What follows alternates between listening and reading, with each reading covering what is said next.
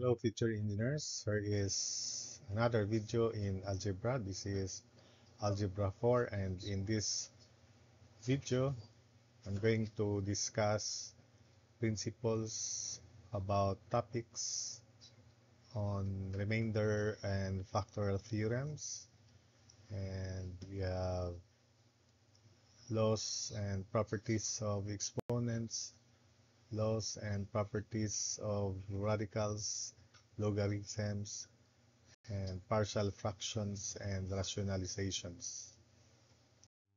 So let us consider first remainder and factor theorem. So this is our guide.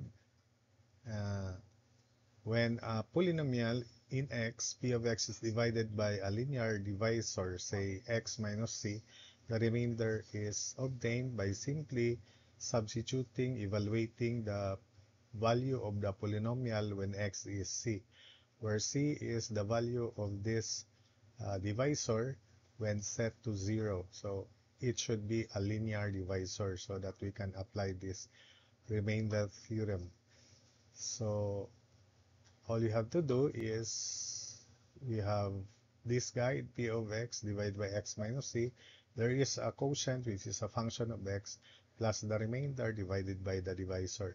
Multiplying everything by x minus c, so we have p of x equals q of x times x minus c plus r. Then when x is equal to c, then this first term in the right side would be 0 when x is c. So that means p of c equals r. So that's the guide. Then we have factor theorem. Uh, if x of x minus c, a linear factor, is a factor of the polynomial, then that means the remainder should be 0 so that we can write the polynomial as product of uh, prime factors, this q of x times x minus c. So there should be no other term. When you express the expression in factored form, it must consist of only one term in expressed as product. So if x minus c is a factor of p of x, then the remainder should be 0. So p of x equals q of x times x minus c, because that is 0. So both the remainder and factor theorems were suggested by a French mathematician, Etienne Bizat, in 1730 to 1783. Etienne Bizat. Next, we have the laws and properties of exponents. For x and y, elements of the real numbers, and m and n are rational numbers, both x and y are not equal to 0. So x to the n means we have x factors n, x times x times x up to x. There are n factors of x for that case. Then x to the m times x to the n, m factors of x, then times n factors of x. All in all, we have n plus n factors of x. So that's why we write this as x to the m plus n. X to the m, quantity to the n, is simply x to the mn. Then x to the m divided by x to the n, there are three possibilities. The concept is that the exponent should be positive. So for the exponent to be positive, if it is equal to 1, if m equals n, it is x to the m minus n if m is greater than n, like this, x to the m minus n if m is greater than n, 1 if m equals n, and 1 over x to the quantity n minus n if n is greater than n. So of course, x must not be 0 because division by 0 is undefined. Then quantity x y to the m is simply x to the m times y to the m. Quantity x over y to the m is x to the m divided by y to the m. X to the negative m is 1 over x to the positive m. x to the 0 is 1. Remember, x should not be 0 because 0 to the 0 is undefined. X over y, quantity to the negative 1, is y over x. And x to the 2n is either x squared, quantity to the n, or x to the n, quantity squared. So that's the definition. And x to the m over n in radical form is nth root of x to the n. We can also write this as x to the n raised to 1 over n, x to the 1 over n raised to m, or simply nth root of x to the n. So that's it for the properties of exponents. Exponent is a number that gives the power to which a base is raised. So exponent is sometimes known as power or index. So radical is an expression indicating a root. So in this expression here, n is the index, or this is the radical or radical expression, the whole of that. Then we have n, the index or order. X is called the radicand, and the symbol radical sign. So next we have the simplest form of a radical. It must satisfy the following four conditions. So by the simplest form of a radical, we mean one for which the following conditions are satisfied. First, we have this demonstration 1. The radicand of a radical cannot be expressed as product of exponential expressions with power greater than or equal to the index or order of the radical. So that's the first condition. The radicand of a radical cannot be expressed as product of exponential expressions with power greater than or equal to the index or order of the radical. So for instance, we have 32x to the 6, y to the 10. Both 6 and 10 are greater than 4, so that's why we can still simplify this. 32 is 2 to the 5th, and 5 is greater than 4, so that's why we can also simplify this. So we write this as fourth root of 2 to the 4 times 2, which is 2 to the 5th, x to the 4 times x squared, and y to the 10 is y to the 8 times y squared. So we write and simplify this into fourth root of 2x squared y squared, then times quantity 2x y squared quantity to the fourth. So 2x squared y squared, then times 2x y squared raised to 4. Since fourth root of this quantity is this quantity here, so the simplest form is 2xy squared times the fourth root of 2x y squared. So 2xy squared times fourth root of 2x squared y squared. So that's the simplest form of the radical. 2 is 2 to the 1, so that's why this is already the simplest form of the radical. And the exponents of the radicand inside, which is 2 less than 4. Next, demonstration 2. The radicand of a radical is not a fraction, so that's why we have uh, rationalizing the denominator when the denominator is radical. So it's, for instance, cube root of 2a squared b over 5c squared. So with regards to the first condition, we cannot apply the first situation, but the denominator of this radical is a fraction.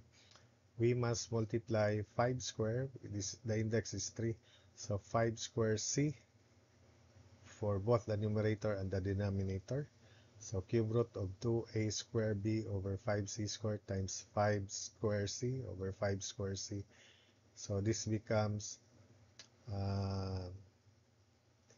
10 times 2 squared times 250 cube root of 50a squared bc over quantity 5c cube.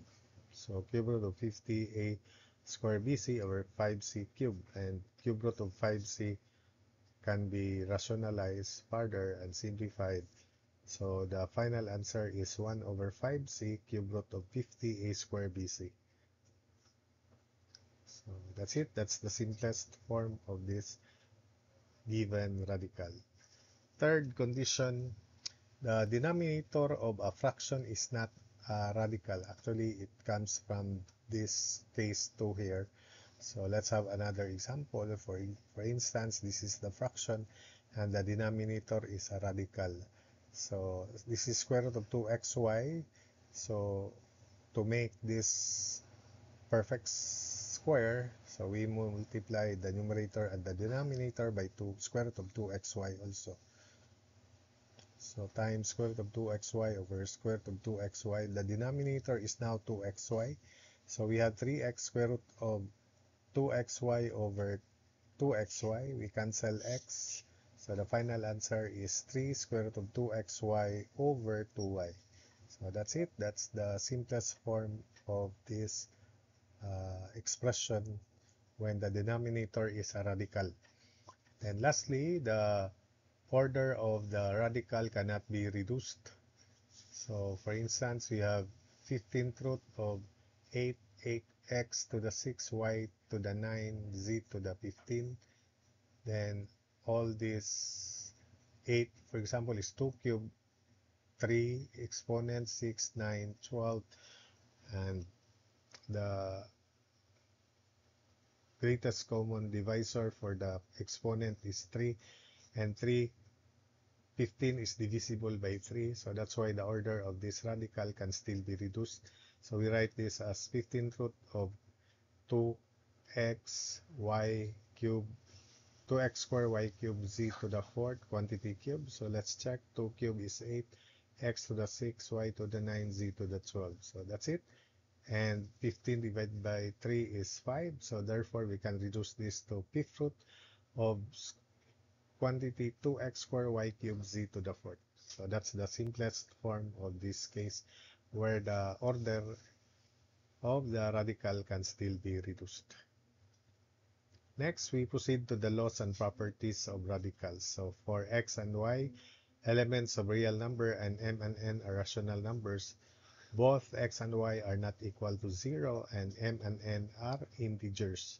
So first case definition, we have nth root of x to the m. We also write this as nth root of x quantity raised to m, or this is m over x to the n if expressed in exponential form, because nth root of x is x to the 1 over n, x to the 1 over n, then raised to m, so that's why you have x to the m times 1 over n, or x to the m over n. Nth root of x times nth root of y, we can combine this as nth root of the product xy. Third, we have nth root of x divided by nth root of y. We can write this as a single radical nth root of x over y, quantity x over y. And fourth, mth root of nth root of x is m times nth root of x. So we have m times nth root of x. So to prove, it's better to express this in exponential form, and from there we can write it as mnth root of x.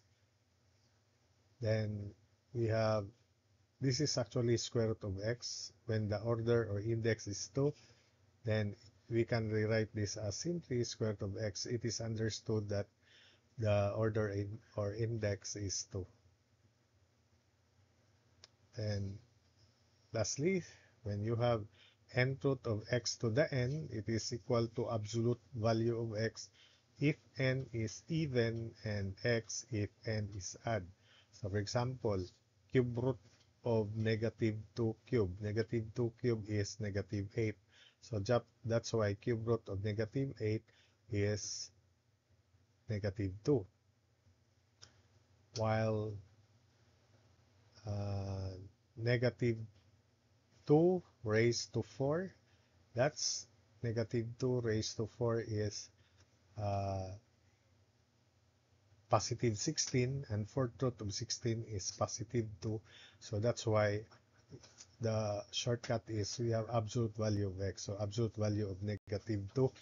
If x is negative 2 and n is 4 even, so that is absolute value of negative 2, so 2 for that case. Next, we proceed to logarithms. So logarithm was first conceived by Jost Borgy, a Swiss clockmaker in the employ of the Duke of Hesse-Kassel.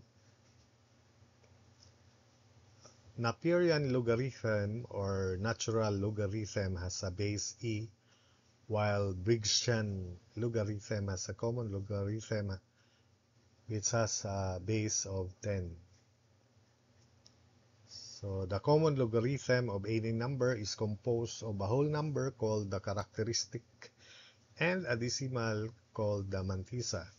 So for example, if we have log of 5,248, then this is written as log of 5.248 times 10 to the 3, then plus, so which is rewritten because this is product, so which is rewritten as log of 5.248 plus log of 10 cube, or log of 10 cube plus log of 5.248.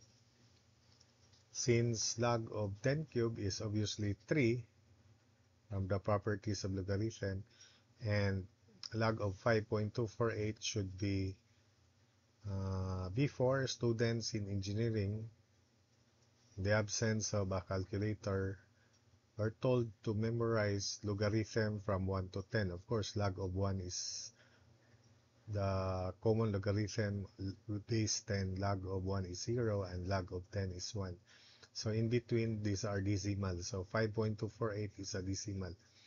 And just memorize log of 5, then log of 6, then interpolate in between, so that log of 10 cube is 3 and log of 5.248 is 0.72. So the mantissa here is 0.72, the characteristic is 3. It may be asked in the board exam for these terms here, and you may not know. So characteristic is a whole number and the mantissa is a decimal. So it may also be negative value when the value is less than 1, logarithm of a value less than 1. So the log of 5,248 is 3.72. The characteristics is 3, the mantissa is 0.72. So the expression log of x to the base b refers to that power to which b must be raised to obtain x. So it refers to the power to which b must be raised to obtain x. So therefore, if you have log of x to the base b and it is equal to y, then x equals b to the y. So we have then this formula, log of x to the base b equals y, then x equals b to the y. So let's have these examples. Log of 8 to the base 2, although the training in high school when calculator is not allowed is using these properties. So it is equal to 3 because 8 equals 2 cube.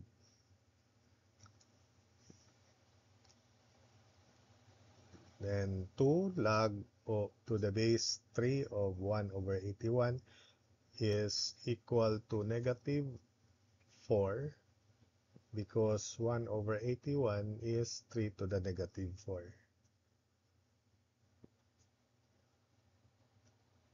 Log to the base e of e is like ln of e, which is 1, because e equals e to the 1. Of course, applying that definition there. E equals e to the power 1. So that's why it is 1. ln of e, or log to the base e of e. Log of negative 4 to the base 2. You cannot find any power of 2 that gives negative 4. So that means this is undefined. Then log of 1 to the base 3 is equal to 0 because 3 to the 0 is 1. And in general, log of 1 to any base, as long as the base is greater than 0 or it is positive, is 0. The log of 1 to the base b is 0, provided b should be greater than 0, positive. So any value of b raised to 0 is 1. Take note of that. Then log of negative 4 to the base negative 5 is again undefined because you cannot find a power of negative 5 that will make it negative. Negative 5 raised to any power. So that's undefined. That's undefined. So the condition is the base should be greater than, or the base should be positive. So the base of a logarithm to be defined should be positive real number.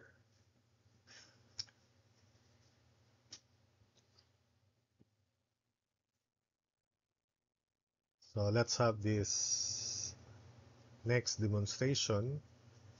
What is the value of x in log of 128 to the base 2?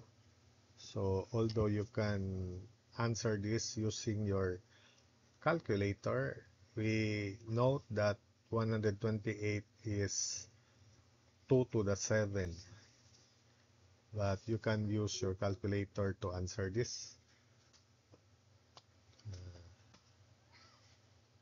For the meantime, let's answer this manually. Take note that we have log of 128, and 128 is 2 to the 7. The base 2 equals 7. So obviously x should be 2. So if this is x, we write this as 2 to the 7 equals x to the 7. Therefore, x is obviously equal to 2.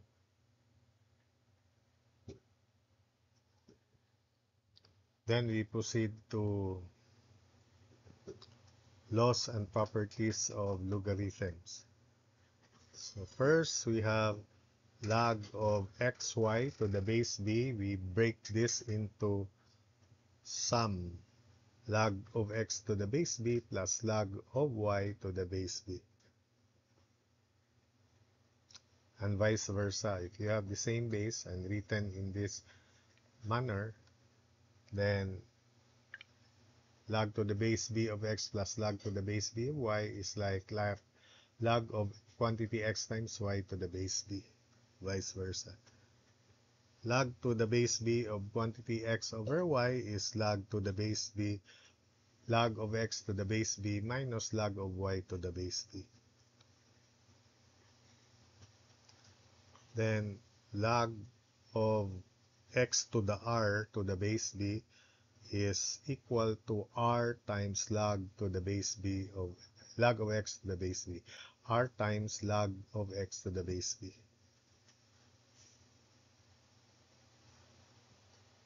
And fourth, log of x to the base b may be written in these multiple ways. First, log of x divided by log of b. And write that in that manner. You can check using this. You can write this as, for instance, in this example, log of 8 divided by log of 2, you will get 3 as a result. Then it is equal to, you can also write that or express that as ln of x divided by ln of b. ln of 8 divided by ln of 2 is also 3, if you use that property. Then you can also express it as log to any base. So let us say log of x to base a divided by log of b to the base a. You can also write that in that manner. Then log of 1 to the base b is 0. Remember the restriction, b should be greater or equal to 1. Or b should not be equal to 0.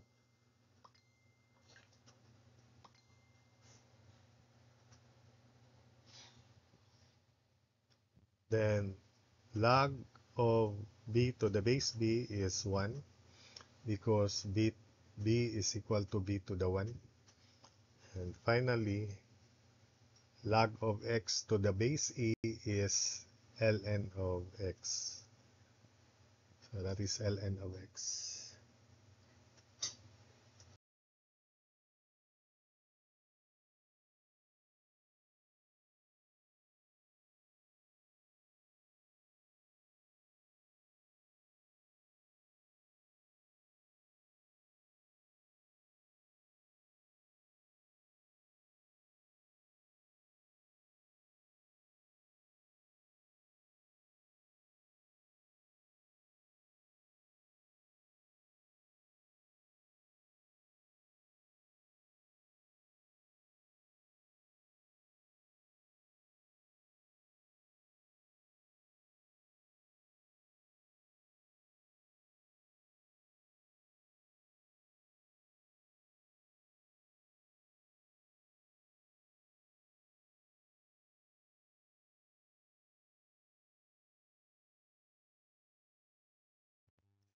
Then we have partial fractions and rationalizations. Remember that you use this technique in integrating fractions, algebraic fractions. So this is applicable only when the degree of the polynomial in the numerator is less than the degree of the polynomial in the denominator. Otherwise, when the degree of the polynomial in the numerator is greater or equal to that of the degree in the denominator, you have to apply long division first.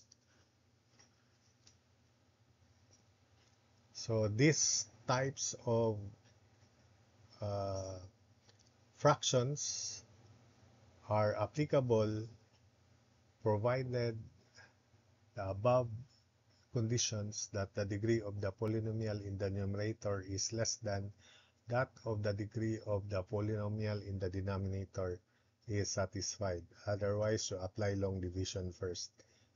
So first, distinct linear factors. So if you have a polynomial in x divided by another polynomial but can be expressed as product of linear factors like this.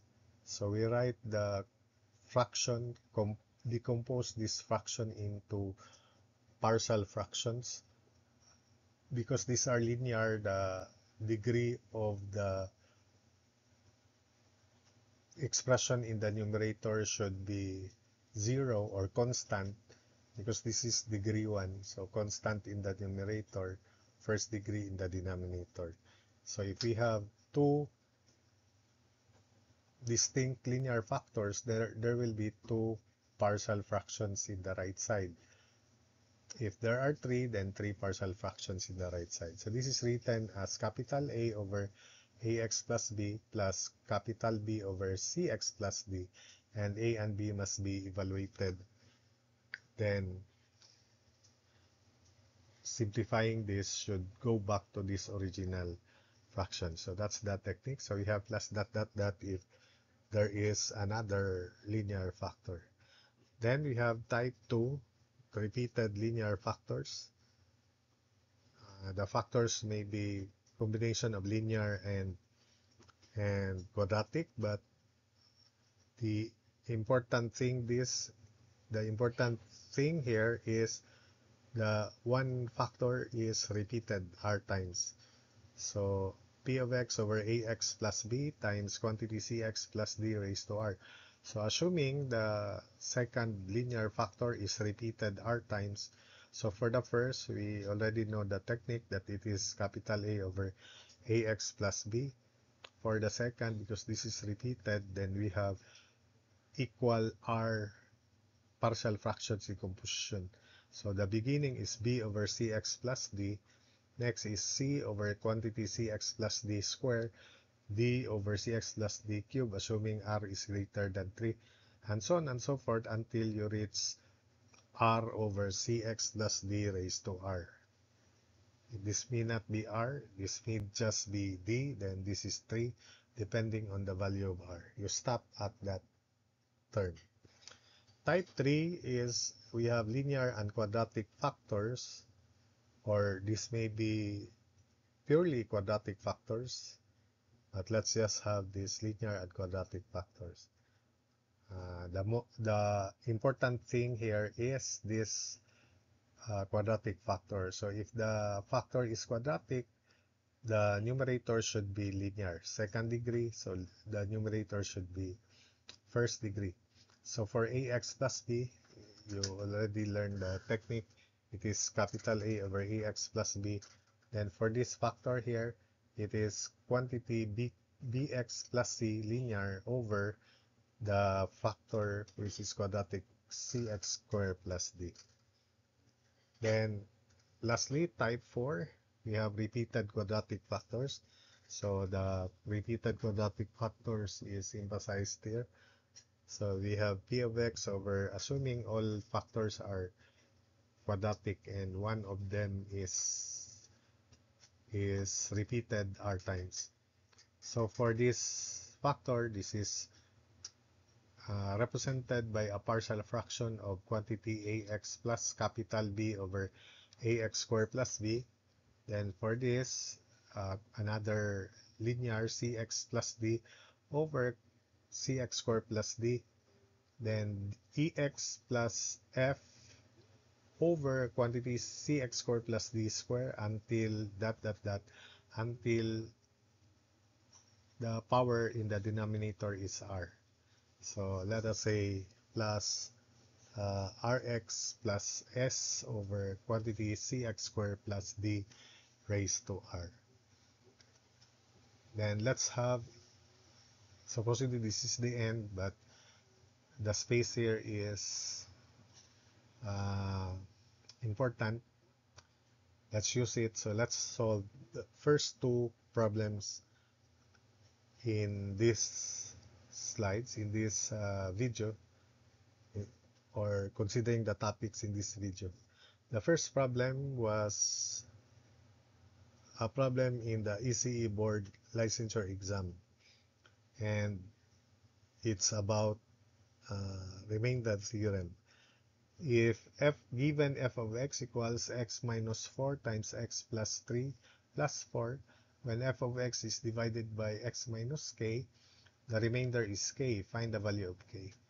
So take note that you can also use remainder, or what we call this synthetic division, when the divisor is linear, but